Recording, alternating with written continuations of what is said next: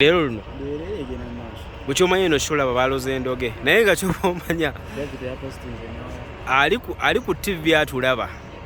essaawa zino eno embeera bweti bweri show ya chameleon gwanga mujje olunaku olwaleero bweti bweyiise stage yonna negwa wansi abagirabyeko eggulo nga tugiraga ku TV mwagirabye bwebadde setting bwebadde buli kimuga bwe kibadde n'olunaku olwaleero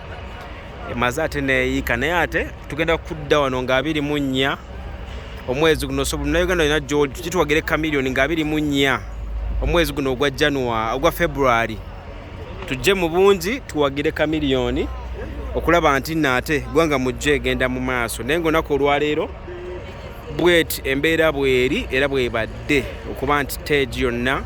bwe yabadde yagudde munda neeyiika ng'era bw'okiraba bwe kiri wano eno. Katusabe embeera ebe nga etereera oba oli awo naye nga kamiri waali tanatuwa mukisa kwogeramuko naye yet naye nga waali ne bebekulu waali ngera bwe basabidde show naku olw'ejo Steve Jean. So stage yaffe eno ni bwetu bwe yagudde munda neba nga ate show esazibwa mpaka nga 24 omwezi ogujja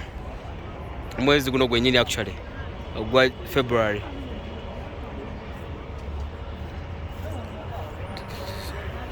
So bwebito beri bera bebadde bwebito ndowooza abali ku TV so oba oli waka ne bootajjira ddala ne bootajjira ddala embeera yo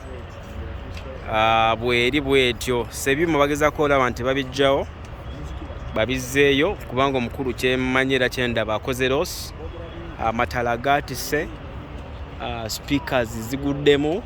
kosa ne screens eza HK LED screen ezimu zaatise kubanga screens zitowa nnyo era nga boolaba wansi awo pane ezimu eziri zisobodde obbanga ate zaatika. So oba oli awo